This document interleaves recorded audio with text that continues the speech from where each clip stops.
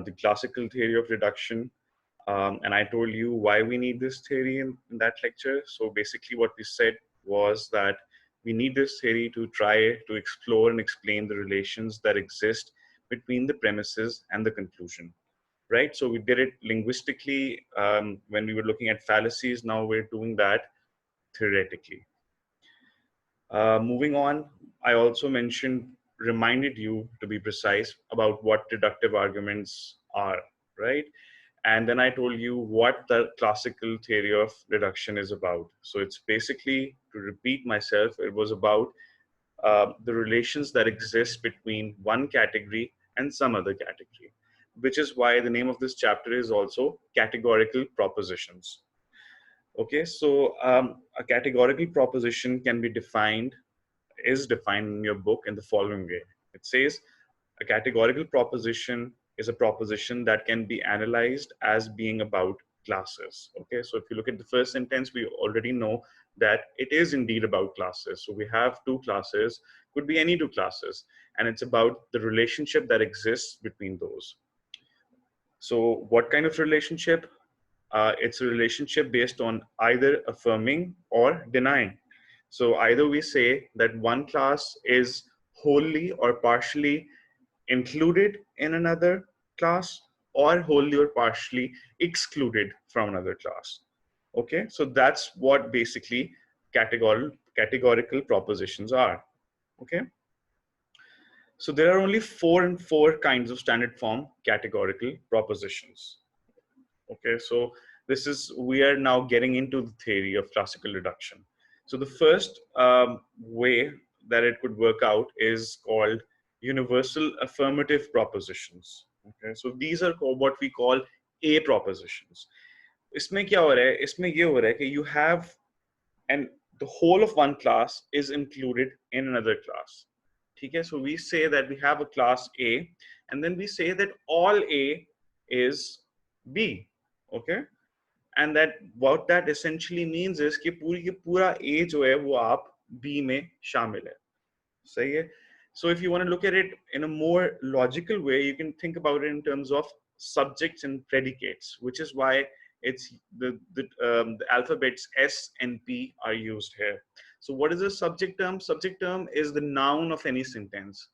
Okay? Our predicate is the verb of that sentence. This is a very simple way of understanding things. So for example, if I say that Aisha is walking, right? So Aisha is the subject here, and walking obviously is what represents Aisha in this sentence, like what she's doing. So the subject is what we are essentially talking about, and you can also understand it in terms of properties. So one property that we're giving to Aisha here in this sentence is that she's walking would be the predicate of that.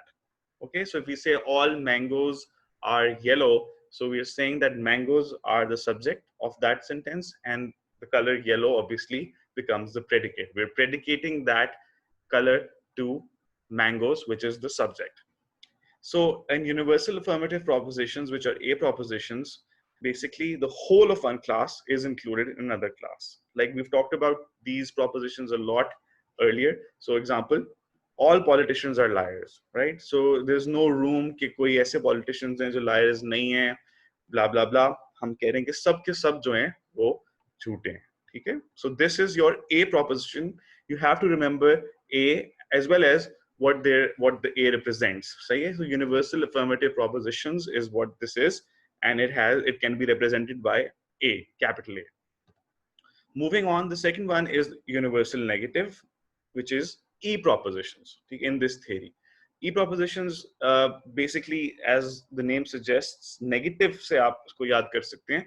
So इसमें क्या हो रहा है? So your basically subject class is wholly excluded from the predicate class. सही है? So no S is P. No politicians are liars. कोई ऐसा politician नहीं है जो liar है. So हमने पूरा का पूरा एक set जो है वो दूसरे से exclude कर दिया. ठीक है? So these are your E propositions.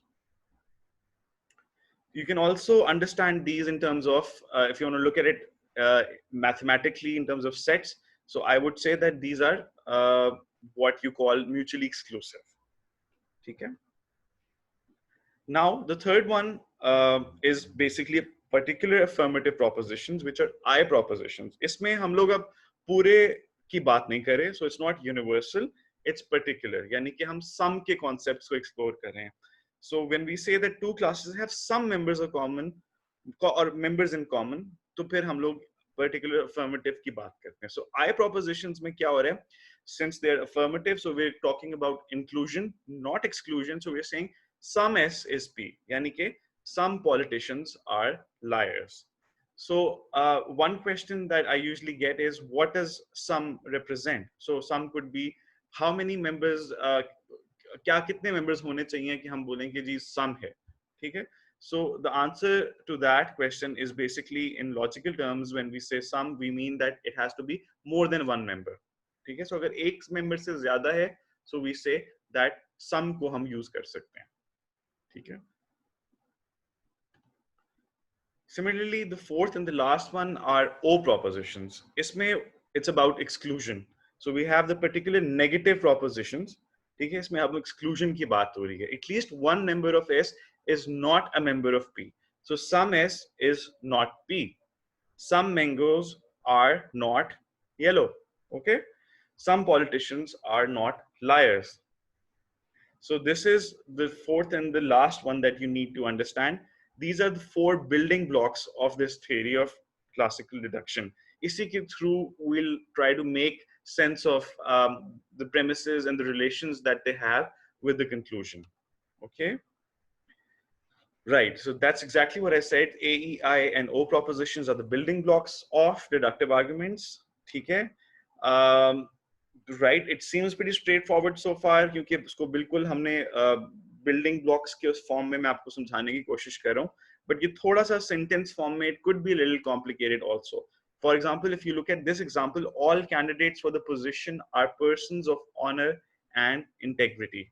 So isme what would be the subject term and what would be the predicate term, and what proposition is this? So yeah, so let's try to gather some information about this. So basically, first of all, we're talking about all candidates for the position. Okay? So it's not about some candidates, it's about universal candidates, यानी कि पूरे के पूरे set की बात हो रही है. So एक चीज तो हमने ये तय कर ली कि ये है universal, यानी कि all candidates, यानी कि ये A है या E proposition है. ठीक है?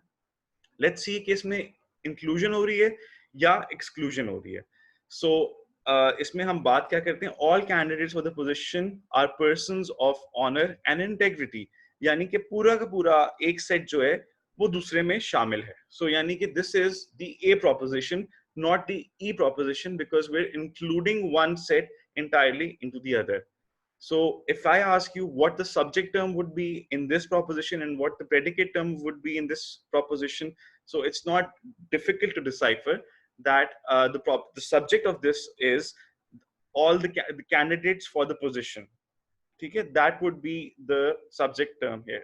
And persons of honor and integrity is the predicate. So हम लोग एक चीज दूसरे predicate ये कर रहे हैं subject के ऊपर, honor और integrity की बात. ठीक है? So this is essentially what I wanted to cover today.